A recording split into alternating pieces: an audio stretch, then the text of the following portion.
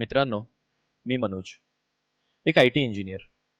मला पगार चांगला असला तरी आयुष्य मात्र दिवसेंदिवस पिळून काढत होतं.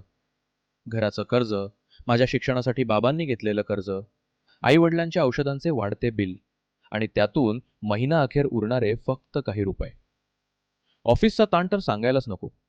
कॉल्स, डेडलाईन्स आणि मनावरचा न संपणारा दबाव. रोज सकाळी उठल्यावर एकच भाव, सगळं हाताबाहेर जातंय. जणू आयुष्याने माझ्या गळ्याभोवती संकटाचा फास आवळला होता आणि मी श्वास घेण्यासाठीही झगडत होतो. पण त्या एका दिवशी, जेव्हा मी पूर्णपणे थकलो होतो, हरलो होतो, त्याच क्षणी माझ्या आयुष्यात घडलं काहीतरी अविश्वसनीय.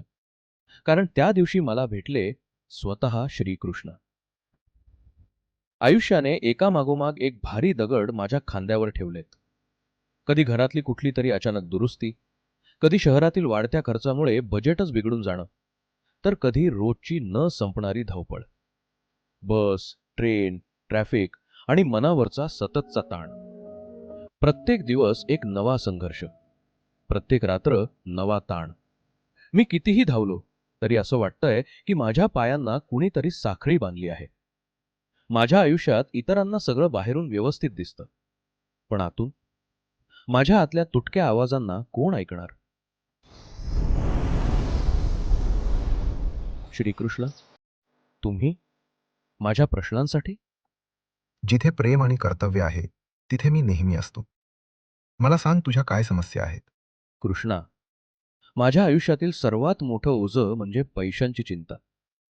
आई-वडिलांच्या औषधांचा वाढणारा खर्च, घराचा EMI आणि वरून ऑफिसमध्ये वाढत्या स्पर्धेमुळे भविष्याची भीती. मनोज, चिंता आणि जबाबदारी यांच्यातला फरक ओळख. चिंता तुला थांबवते, जबाबदारी तुला पुढे नेत असते. तुझ्या मनात काय चुकू शकतं हा विचार जास्त आहे. तो बदलून मी आज काय करू शकतो असा विचार कर. आई वडिलांबद्दलची काळजी ही कमजोरी नाही, ती तुझी ताकद आहे. त्यांच्या आजाराकडे भीतीनं नाही, प्रेमानं बघ. त्यांना आजारापेक्षा जास्त त्रास तुझ्या चिंतेचा होत असणार. तुझं शांत आणि स्थिर मनच त्यांना खरा आधार देतं. रोज थोडा वेळ काढून स्वतःच्या कौशल्यात गुंतवणूक कर. आजचं शिकणं उद्याच्या भीतीला कमकुवत करतं.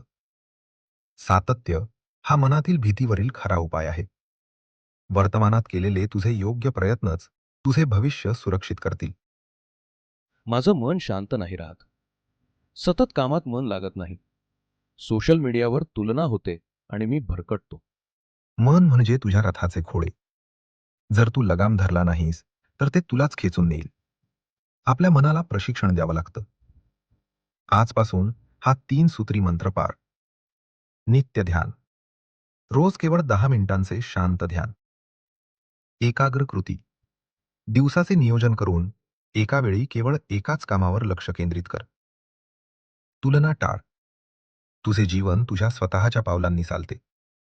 इतरांच्या यशाची तुलना करून स्वतःचे बळ कमी करू नकोस.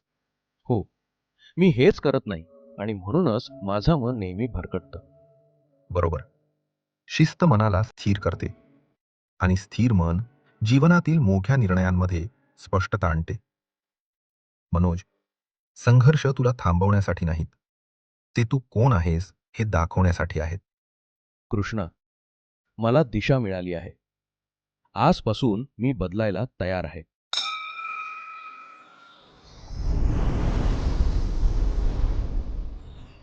श्रीकृष्णांचं ते मार्गदर्शन माझ्या आयुष्याचा टर्निंग पॉइंट ठरलं.